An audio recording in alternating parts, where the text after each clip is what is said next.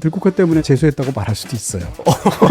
퀸의 찐팬이 알려드릴 수 있는 그런 팁이라고 할 수 있죠. 가요와 팝 모든 앨범을 통틀어서 제 인생에서 가장 많이 들은 앨범이에요. 구글에서 찾았을 때도 못 잘 나오지 찾죠? 않던 그쵸. 앨범들을 소개해줘서 너무 좋은 것 같아요. 아 그래요? 네. 한 사람이 다른 사람에게 마음으로부터 선물할 수 있는 가장 곡진한 선물 중에 하나가 음악 같거든요.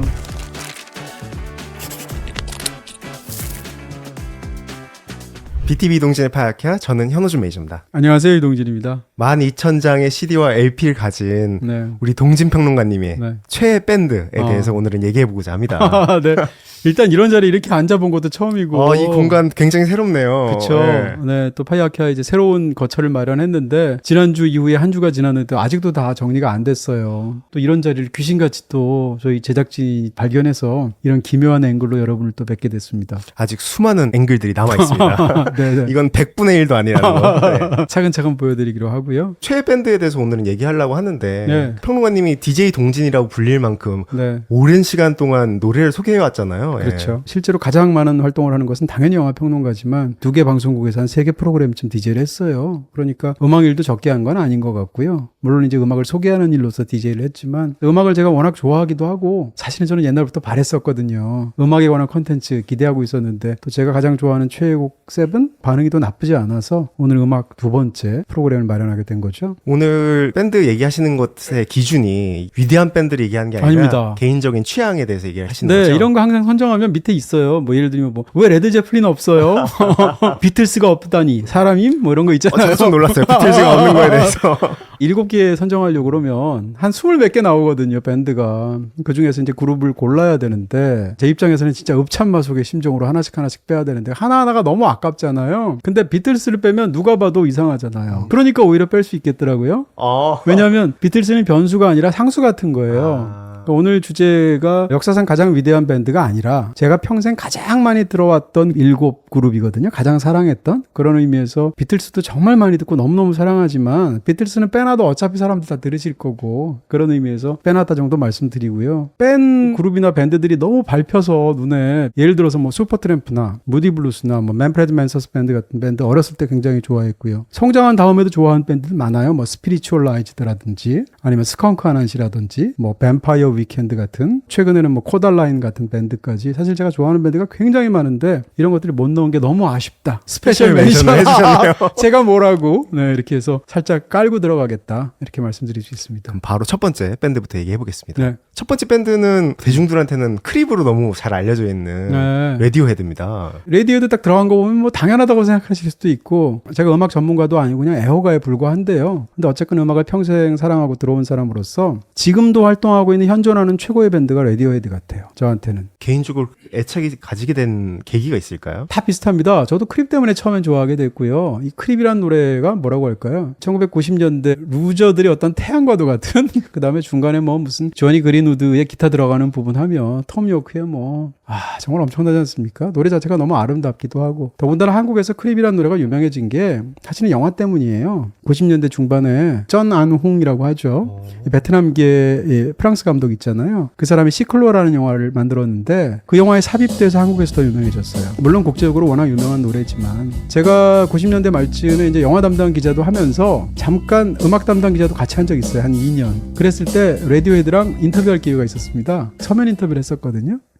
그 질문 중에 하나가 바로 크립에 관한 질문이었었고 그걸 시클로랑 연결지어서 더군다나 영화 쪽 일을 하고 있는 사람이었기 때문에 나머지 질문에는 톰 요크가 너무 자세하게 친절하게 했는데 그 질문은 그냥 쉽더라고요.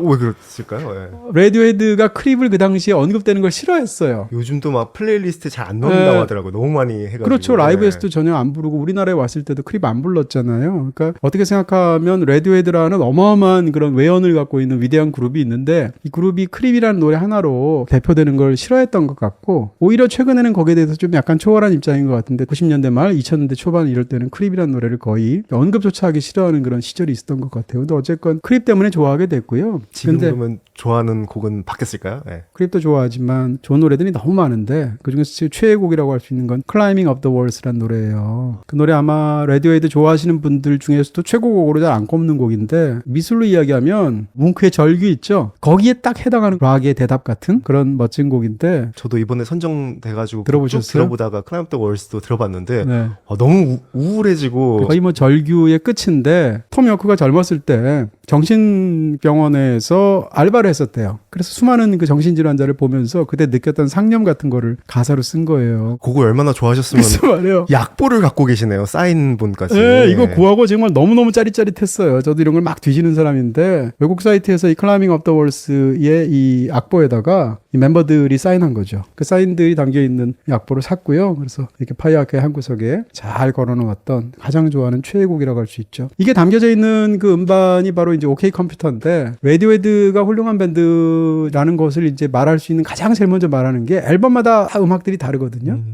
보통은 성공하면 그 다음에 한두 번씩 더 울거먹기도 하고 평생 자가복제를 하죠. 그렇죠. 계속 그대로 가잖아요. 그러다가 이제 사람들이 물리기도 하는데 레디오헤드는 매 앨범 자체가 새로운 영역으로 거보를 내딛는 것 같은 실험적인 부분에서 너무너무 훌륭한 부분이 있고 거기다가 서정적인 데다가 이게 또 우울하게 착 가라앉은 감성 제가 또 개인적으로 너무 좋아하거든요. 음악적으로. 그런 여러 가지 측면에서 참 대단하다고 생각이 들고요. 보통 그 레디오헤드 최고의 음반을 얘기할 때 OK 컴퓨터라고 말하는 파가 있고 키드 A라고 얘기하는 파가 있어요. 근데 저는 어떻게 표현하냐면 최고의 음반은 OK 컴퓨터라고 생각하고요. 가장 놀라운 레디오헤드 음반은 키드 A인 것 같고 가장 사랑하는 레디오헤드 음반은 더 밴즈라는 두 번째 앨범이에요. 사람들이 많이 좋아하시는 뭐 페이크 플라스틱 트리 같은 노래 있고 뭐 하이 앤 드라이 같은 노래 있고 이런 게 있는 게 그 더 밴즈 앨범인데 본격적으로 좋아하게 된 건 크립 때문이 아니라 이런 노래들이 들어있는 두 번째 앨범 밴즈를 듣고 나서 완전히 빠져들게 됐고요. OK 컴퓨터에서 완전히 맛이 갔고 기대에서 또 놀랐고. 그렇습니다. 그래서 현재까지 듣고 있습니다. 세 개 앨범을 그렇게 정리해 주시니까 확 이해되네요. OK 컴퓨터 키데이 다음 쪽의 앨범들 중에서는 In Rainbows라는 굉장히 훌륭한 명반이 있고요. 또 A Moon Shaped Pool이라는 음반이 있어요. 이 두 장의 음반도 굉장히 자주 듣거든요. 레디오헤드가 한국에 딱 한 번 온 적이 있죠. 그때도 갔었습니다. 역시. 그 지산이었었고요. 그 지산 락페에 온다는 거예요. 제가 차를 몰고 가서 들었던 기억이 있는데 그날 연달아서 공연 3개 봤거든요. 검정치마 들었었고요. 그 다음에 들국화 들었고 그 마지막으로 이제 그날의 헤드라이너에 있던 레디오헤드를 들었는데 레디오헤드가 그날 앵콜 공연만 50분을 했어요. 와, 그래서 황홀했겠네요. 네, 락 페스티벌 물론 헤드라이너이긴 했으나 가장 전성기이기도 하고 최고의 사운드로 가장 멋지게 공연을 해서 정말 황홀했던 기억이 있고요. 12시에 끝났거든요. 지산에서 나오는 그 길이 굉장히 좁아요. 너무너무 길어요. 차에 완전히 천국을 갇혀가지고. 경험하고 그렇죠. 지옥을 더 경험하셨네요. 견디기 어렵더라고. 그럼에도 불구하고 그 이 잔향이 너무 남아있어서 행복하게 그나마 버틸 수 있었던 그런 정말 위대한 락의 밤이었었죠. 다음 밴드는 방금 지산 락 페스티벌에서 봤다던 바로 들국화입니다. 그렇습니다. 그냥 이렇게 얘기하고 싶어요. 그러니까 사실은 이제 애호가에 불과하지만 제가 이제 음악적으로 무슨 평론가도 아니고요. 그렇지만 누구 못지않게 음악을 정말 많이 들었다고는 생각을 하고요. 국내 대중음악도 워낙 좋아했던 사람으로서 우리나라 대중음악 역사상 최고의 명반은 저는 들국화 1집이라고 생각해요. 최고의 명반. 네. 실제로 평론가들도 그렇게 많이 꼽는 것 같고요. 항상 1등, 2등 하는 것 같고요. 락 앨범이지만 비교적 소프트한 음악들도 많고요. 우리는 이제 행진이나 이제 그것만이 내 세상 같은 음악으로 듣지만 사실은 거기에 포크락 음악들도 굉장히 많거든요. 사실은 어떻게 보면 들국화 때문에 제가 재수했다고 말할 수도 있어요. 약간 과장해서 말하면 재수를 버티게 해준 게 아니라 아니에요. 재수를 하게 만든. 들국화의 최전성기가 제가 고3 때 하고 아이고. 그 다음 해였어요. 중고등학교 때는 저도 이제 매니아 이런 행세한답시고 팝을 좋아하는 사람들이 가요를 좋아하는 사람들이 약간 낮춰보는 그런 이상한 말도 안 되는 경향이 있었어요. 저도 그 당시엔 그런 겉멋이 들었던 상태에서 팝 음악을 너무 좋아했는데 가요는 성이 안 차는 거죠. 사운드부터 시작해서. 근데 들국화를 듣고 본격적으로 아니 가요가 이렇게 훌륭하단 말이야? 라고 생각을 하게 됐고 공연을 찾아다니게 된 최초의 밴드라고 할 수 있거든요. 그래서 고3 때 들국화 공연을 다녔어요. 제가 자율학습 째고 들국화 공연 보러 다니고 그러다가 결국은 재수했잖아요. 재수하면서 재수학원에서도 그 버릇 못 버리고 또 들국화 공연을 갔어요. 그래서 공연을 아예 가시군요. 네, 2년 동안은 들국화 공연만 한 대여섯 번을 갔는데 문화체육관에서 들국화 공연을 했던 게 가장 인상적인데 여름이어서 굉장히 더웠거든요. 근데 이제 피아노는 보통 이렇게 약간 객석을 등진 상태에서 연주하게 돼 있단 말이에요. 들국화의 키보디스트가 이제 허성옥 씨인데 허성옥 씨가 땀을 뻘뻘 흘리면서 이제 연주를 하고 있는데 허성옥 씨가 나이가 또 제일 어려요. 근데 또 팬도 많았거든요. 거기 뒤에 여성 팬들이 한 7, 8명이 달라붙어서 프로그램북 있잖아요. 공연 처음부터 끝까지 부채질 해주는 거예요. 등 뒤에서. 시원하라고. 근데 그걸 보는데 그게 그렇게 인상적이고 아름답고 사랑스럽게 보이더라고요. 그게 제일 먼저 들국화 하면 떠오르고 또 들국화의 투탑이라고 그러면 일반적으로는 보통 이제 최성원 그리고 무엇보다 전인권 두 사람을 이야기하잖아요. 1집에 사랑일 뿐이야라는 노래 있어요. 근데 사랑일 뿐이야 노래가 처음에는 최성원 씨가 노래를 불러요. 그러다가 사랑일 뿐이야 그걸 부르면서 뒤에서 갑자기 전인권 씨가 이제 스포트라이트를 받으면서 쫙 나와서 부르는 부분이 있는데 그때 너무너무 짜릿하더라고요. 그러니까 앞부분 잔잔하게 최성원 씨가 부르다가 극적인 순간에서 전인권 씨가 나오는데 제가 최성원이어도 싫겠다 이런 생각이 들더라고요. 그런 식으로 구조가 짜여진 곡들이 여러 개 있더라고요. 그러기도 해요. 예. 사실 최성원 씨도 너무 훌륭한 작곡가이면서 훌륭한 뮤지션이고 사실 제주도의 푸른밤 네, 성시경 씨가 불렀던 이런 노래를 만든 원래 오리지널에다가 또 원래 가수이기도 하고 근데 가창력은 사실은 두 사람이 상대가 안 되잖아요. 그런 상황에서 전인권이라는 시대의 보컬 액터 또 어마어마한 그런 음색을 갖고 있는 사람이 사랑일 뿐이야고 이렇게 나오는 순간 그 앞에 것 모든 것이 다 무화되는 느낌이 들어서 그 순간은 정말 짜릿짜릿하게 기억하는 공연의 한 장면이기도 합니다. 네, 바로 이 앨범이죠. 아, 이 이거 들국화 비틀즈 일집. 앨범이랑 비슷하게 생겼네요. 바로 예. 그렇습니다. 제가 알기로는 비틀스의 존 레논을 좋아했던 것으로 알고 있고요. 그래서 이제 전인권 씨가 이 아이디어를 냈다고 제가 어디서 들은 것 같아요. 그래서 비틀스의 마지막 레디비 앨범하고 구성이 똑같죠. 들국화가 재결합해서 21세기에 낸 것까지 지금 모두 4장이 나왔는데 특히 이제 1집, 2집도 사실은 1집의 명성에 눌리거든요. 이 집에도 그래도 제발 제발도 노래들이 있고 있는데. 굉장히 훌륭한 노래들이 많고 저는 사실 들국화 2집보다 들국화의 번외편이라고 할까? 추억 들국화라는 앨범이 있어요. 전인권 씨랑 허성욱 씨 두 사람이 원래 이걸 시작했거든요. 두 사람이 듀오로 낸 음반이 있어요. 사랑한 후에 머리의 꽃을 뭐 이런 것들이 있는데 그 음반을 그렇게 또 많이 들었습니다. 그 음반도 한번 추천드리고 싶네요. 집 가면서 들어봐야겠네요. 비다이렉트 샵에서는 모두 다 가능. 비다샵 가능. 다음 밴드는 퀸입니다. 퀸이야 뭐 전 세계적인 특히 이제 보헤미안 랩소디 영화가 나온 다음부터 오히려 더 위상이 더 정말 몇 단계 더 위로 올라간 것 같은 느낌이 있고요. 한국에서는 역대 음악 영화 중에 1위더라고요, 흥행이. 1000만 안팎의 숫자가 될 정도로 정말 어마어마한 성공을 국제적으로도 거둔 그런 작품이 됐고요. 근데 뭐 영화보다 사실 음악이 훨씬 더 엄청난 그런 밴드였다고 얘기할 수 있을 것 같고 가장 많이 드는 밴드 중에 하나임에도 불구하고 뭔가 제일 좋아하는 밴드가 누구야라고 말할 때 퀸을 말하고 싶지 않은 그런 충동도 있었어요. 왜냐하면 저도 이제 그런 힙스터들의 기질을 좀 알고 있는데 왠지 남들이 다 좋아하는 상황에서 퀸 최고로 좋아해 이렇게 말을 하면 좀 약간 이렇게 대세 편승하는 것 같고 이런 느낌이 들잖아요. 퀸을 좋아하더라도 그걸 말하기 싫은. 네. 네, 퀸은 정말로 내 평생 가장 많이 들은 두세 밴드 중에 하나임에도 불구하고 괜히 이제 말로는 그렇게 안 한 그런 이상한 밴드였는데 몇 년 전에 퀸이 왔었잖아요, 한국에. 프레디 머큐리가 세상 떠난 지가 수십 년이 지났음에도 불구하고 그 자리에 애덤 램버트가 들어와서 나머지 퀸 세 멤버, 존 디코는 안 왔지만 그렇게 해서 브라이언 메이하고 로저 테일러와 같이 공연을 했었잖아요. 가면서 그런 생각한 거예요. 프레디 머큐리가 없는데 무슨 퀸이야 이런 생각. 그럼에도 불구하고 퀸을 너무 좋아했으니까 한번 보러 가지 해서 보러 갔는데 정말 지난 몇 년간 가장 재밌게 본 공연이었어요. 공연을 가면 공연을 즐길 수 있는 최고의 척도 중에 하나가 얼마나 많은 노래를 아느냐예요. 그래서 이제 히트곡 위주로 많이 그 가수들이 부르게 되는데 아무리 위대한 곡을 불러도 처음 듣는 곡을 제대로 즐기긴 좀 어렵거든요. 일단 그날 제가 노래를 세봤는데 두 곡 빼고 모든 노래를 따라했어요.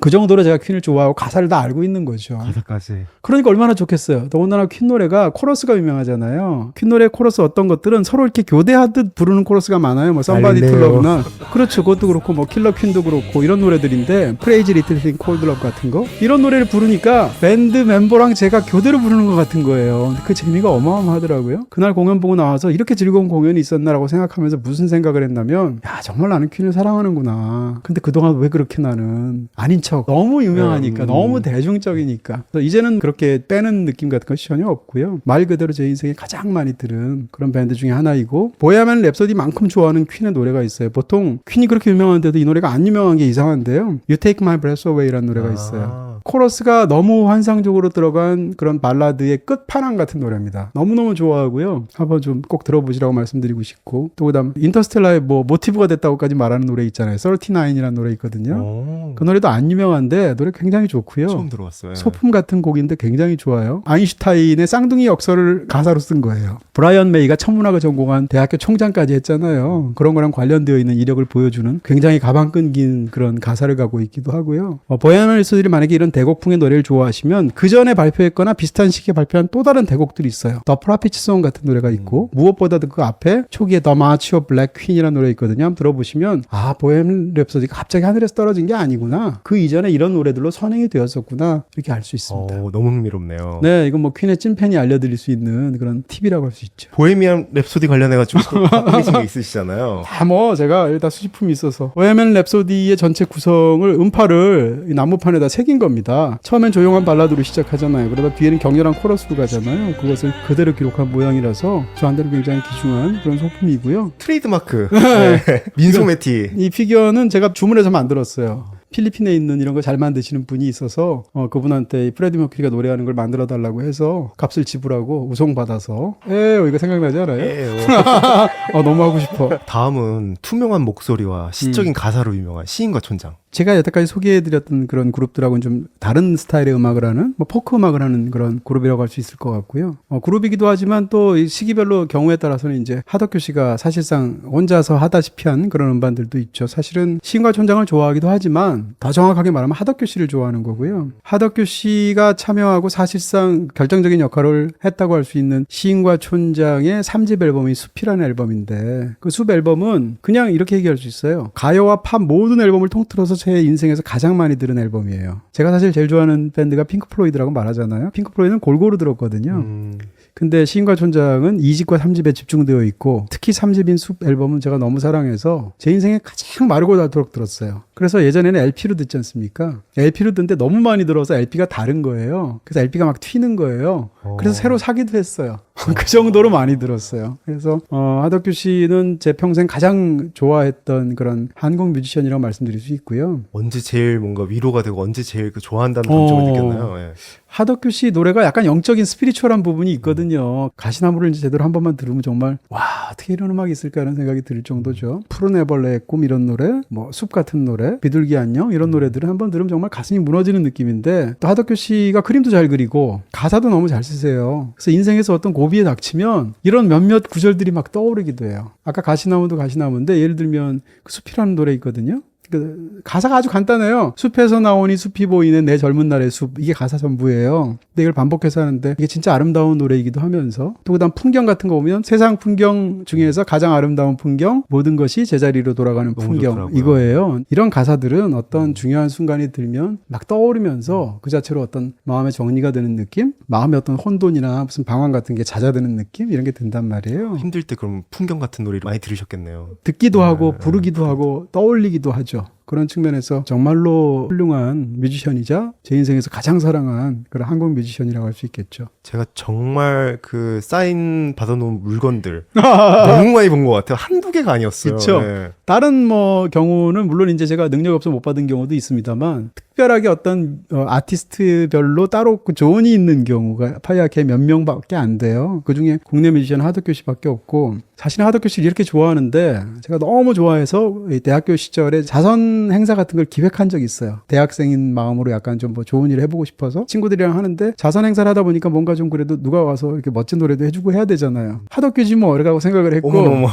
하덕규를 만난 적도 없는데 무작정 하덕규 씨가 소속된 그 회사로 전화를 돌리고 해서 매니저하고 통화해서 이런 뜻을 남기기만 했어요. 설마 이어졌나요? 근데 그분이 오셨어요. 그게 대학 시절에 너무 놀란 경험이었고요. 그리고 바로 내 앞에서 한 1.5m, 2m 앞에서 나는 기획자니까 옆에 서 있잖아요. 그 상황에서 하덕규 씨가 노래해주고 해서 그게 너무 아름다운 선물처럼 남아있고요. 하덕규 씨가 두 번째로 선물해준 적이 있는데 그리고 이제 세월이 흐르는데 저야 뭐 음악 쪽 일을 한 사람이 아니니까 그러다가 이제 파이아키아 이야기가 남았다라는 책을 쓰게 됐어요. 이 파이아키아의 모든 소장품과 나의 꿈에 관한. 근데 그 책을 쓰다 보니까 사실 제가 별별 물건들이 다 있잖아요. 마이클 잭슨이 공연하다가 쓴 모자도 있고 별게 다 있는데 아니 내가 이렇게까지 하덕규를 좋아했는데 하덕규 씨의 사인이 없는 거예요. 이렇게까지 좋아하는 사람을 여기에 모시지 못하는 게 너무 이상하다 생각해서 무작정 수소문을 했더니 어느 대학교 교수시더라고요.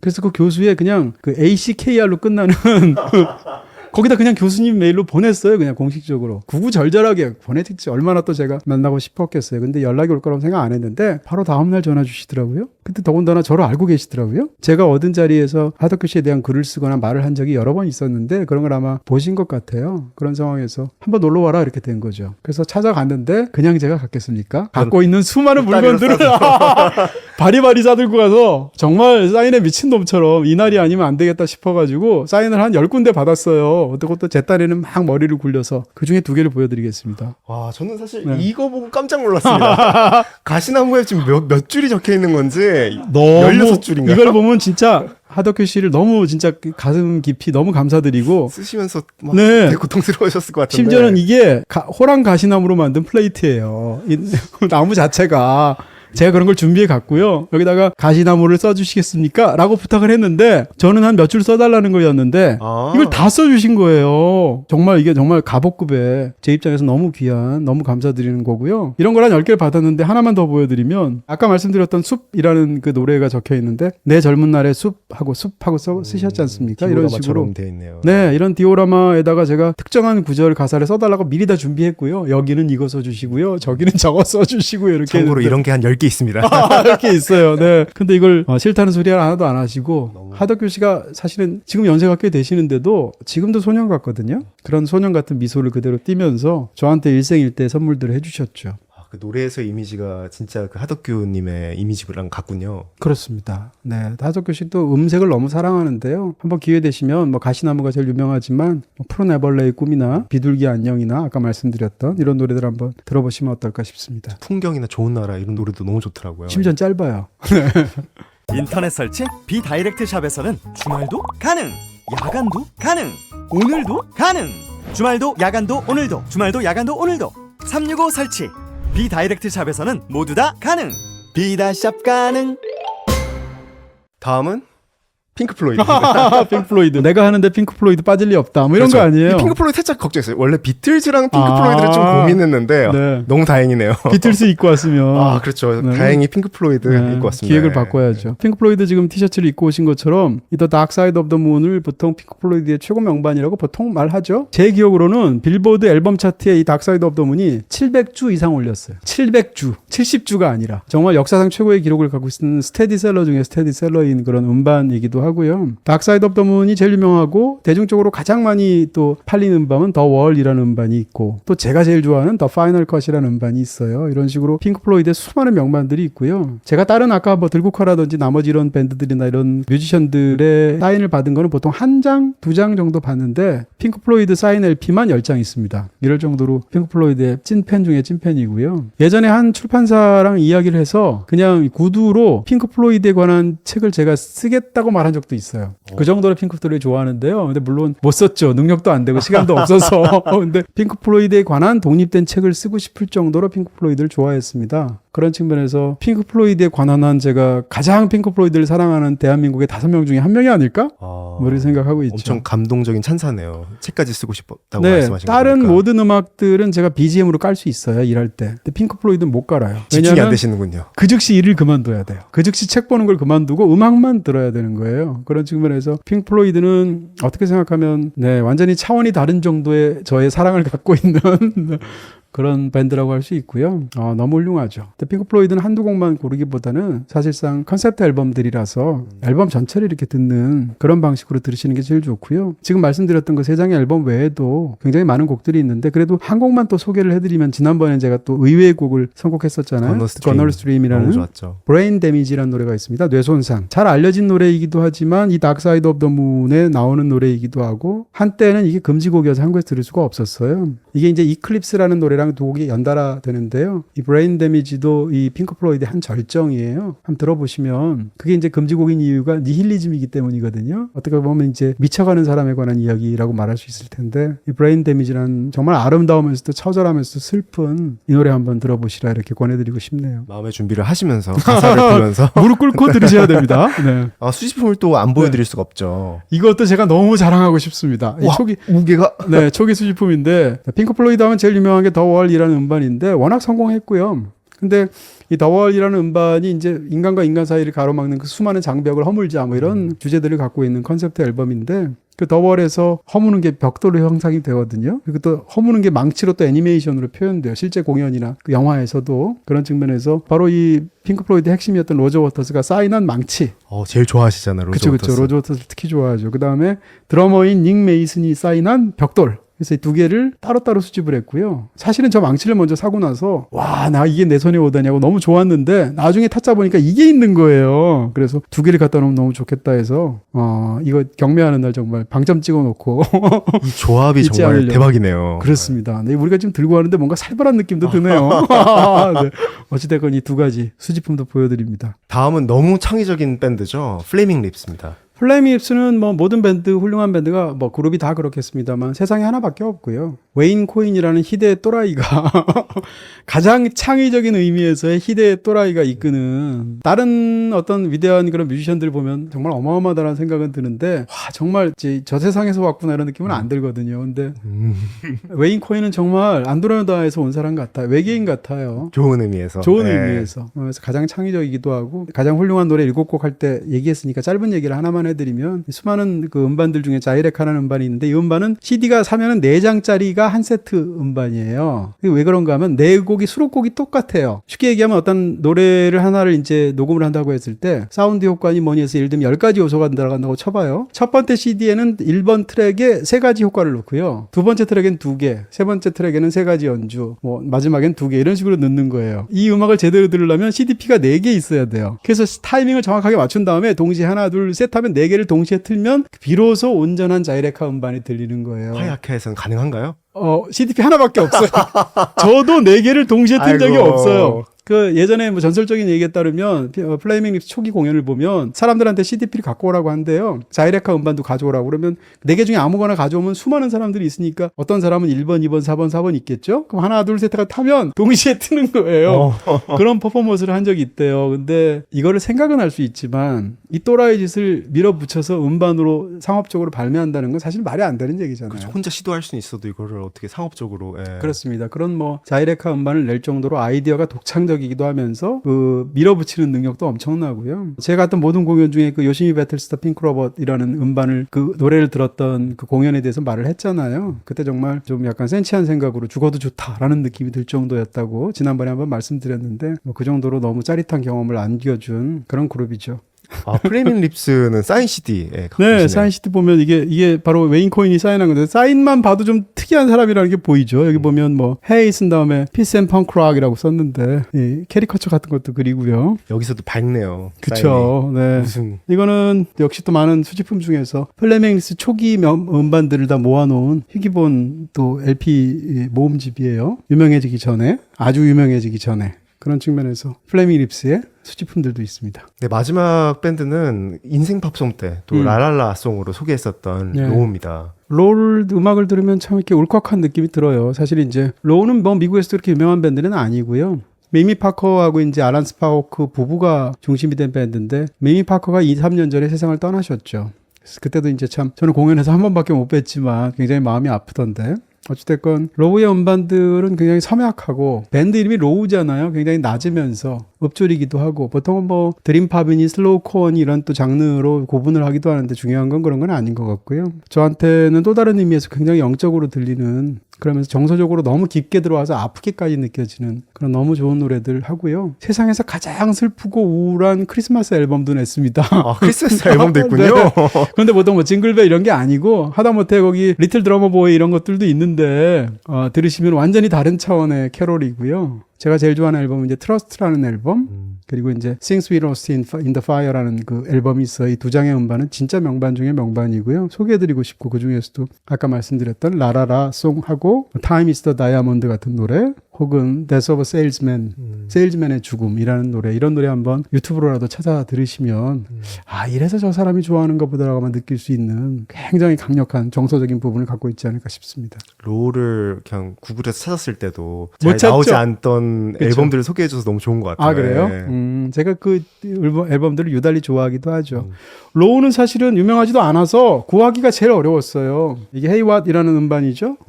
헤이왓이라는 음반인데 이 로우의 그 미미 파커하고 오른쪽이죠. 아란 스파우크 왼쪽이 사인한 그런 LP를 또 귀중하게 간직하고 있습니다. 부부가 모두 사인한 앨범이네요. 네, 이제는 뭐 사인을 받을 수가 없게 됐죠. 추천해 주실 영화는 혹시 보헤미안 랩소디인가요? 그렇진 않고요. 이미 다 보셨을 것 같고요. 아까 말씀드린 것처럼 살짝 언급했던 그 베트남계 프랑스 감독인 쩌난홍이 만들었던 시클로라는 영화 아마 못 보신 분들 많을 거예요. 근데 굉장히 스타일리스틱한 그런 영화이고요. 또 많은 분들이 너무 좋아하시는 양조위 씨가 또 파격적인 캐릭터로 나옵니다. 한번 보시는 것도 좋을 것 같고 무엇보다도 과연 크립이 어떻게 나오는지 영화 속에 한번 보시면 좋을 것 같습니다. 시클로는 BTV 그리고 모바일 BTV에서 보실 수 있습니다. 음악이라는 게 이게 최애 밴드, 최애 곡 이런 거는 널리 알려지면 알려질수록 좋은 것 같아요. 그럼요. 네. 아니 영화평론가 DJ를 왜 해라고 했을 때 음악을 들려주고 싶어서 정말 그 이상도 이하도 아니었었거든요. 그런 측면에서 사실은 한 사람이 다른 사람에게 마음으로부터 선물할 수 있는 가장 곡진한 선물 중에 하나가 음악 같거든요. 그런 측면에서 너무 좋은 게 아닌가 싶습니다. 각자가 사랑하는 밴드와 노래가 모두 소중하니까 여러분들도 댓글로 자신이 좋아하는 밴드 그리고 노래를 소개해주면 너무 좋을 것 같습니다. 예, 누구누구 왜 없어 이렇게 하지 마시고